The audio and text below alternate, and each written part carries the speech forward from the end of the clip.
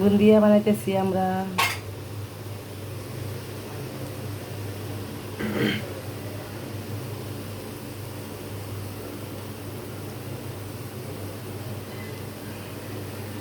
দেখছো হয়ে গেছে। ভালো চানাচুর মতো হয়েছি। আমরা আমরা ট্রাই করে দেখলাম, সামনে রোজা আসতেছে তো আমরা এরকম করে বানাই বানাই খাবো, সেই জন্য আমরা ট্রাই করলাম, তাই না উনি?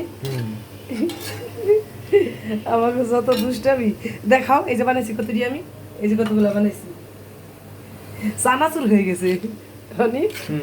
বাদাম টাদাম দিয়ে দিয়েছি। হ্যাঁ, বাদাম দিলে আর লম্বা লম্বা কয়টা দিলে চানাচুর হয়ে যেত গা। গেছি বুন্দিয়া বানাইতে, হয়ে গেছে চানাচুর। এটা কি করা যায়? বুন্দিয়া বানাইতে গিয়ে চানাচুর হয়ে গেছে।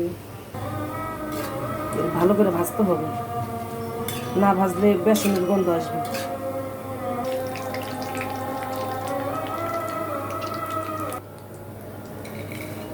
বন্ধুরা, কেমন হলো আমার বুন্দিয়া?